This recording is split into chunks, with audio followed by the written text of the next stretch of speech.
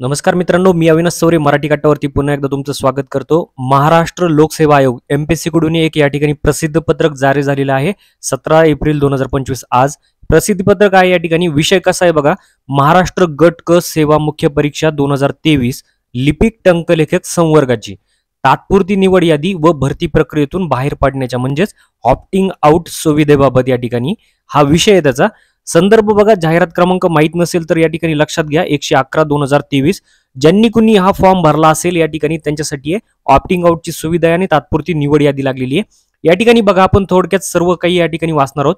महाराष्ट्र गट क सेवा मुख्य परीक्षा 2023 मधील लिपिक टंकलेखन या संवर्गाच्या एकूण 7006 पदांपैकी 6613 पदांची 278 नियुक्ती प्राधिकरण निहाय तात्पुरत्या निवड याद्या आयोगाच्या संकेतस्थळावरती प्रसिद्ध केल्या होत्या, परंतु त्या आधारे उमेदवारांकडून भरती प्रक्रियेतून बाहेर पडण्याचा म्हणजेच ऑप्टिंग आउटचा विकल्प मागविण्यात आला होता।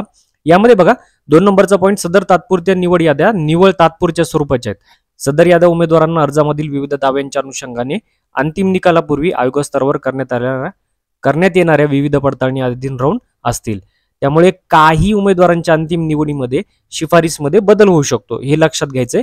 खेळाडू प्रवर्गातून अर्ज सादर केलेल्या उमेदवारांनी क्रीडा विषयक कागदपत्रे प्राधिकृत क्रीडा अधिकारी तपासण्याच्या अधीन राहून यांना खेळाडू प्रवर्गाचा दावा तात्पुरता ग्राह्य धरण्यात आला आहे।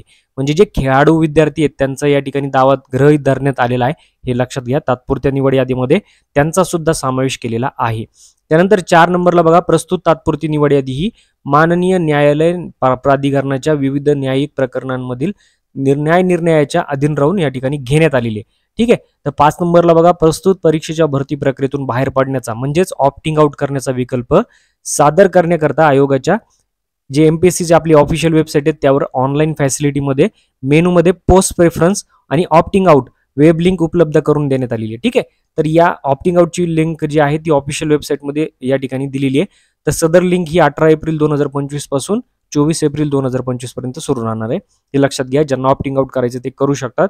6 नंबरचा पॉईंट बघा, ऑनलाईन पद्धतीखेरीज अन्य कोणत्याही प्रकारे पाठवलेला भरती प्रक्रियेतून बाहेर पडण्याचा पर्याय हा गृहीत धरला जाणार नाही, हे तुम्ही लक्षात घ्या। त्यानंतर प्रक्रियेचं जे ऑप्टिंग आउटची प्रक्रिया आहे त्या विकल्प आधारे अंतिम निकाल शिफारसी संदर्भात कारवाई करण्यात येईल।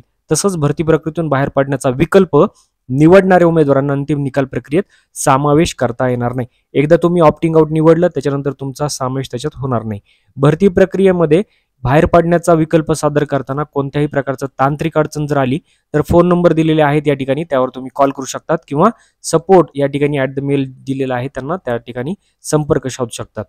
तर या ठिकाणी बघा, ऑप्टिंग आउटची सुविधा दिलेली आहे। 2023 ची या ठिकाणी मुख्य परीक्षा झाली होती लिपिक टंकलेखक संवर्गाची, तर ऑप्टिंग आउट आणि तात्पुरती निवड यादी दिलेली आहे। या ठिकाणी ज्यांना खेळाडू असतील किंवा दुसरे विद्यार्थी असतील त्यांना या ठिकाणी समाविष्ट करण्यात आलेले, ही गोष्टीचं तुम्ही लक्षात ठेवा।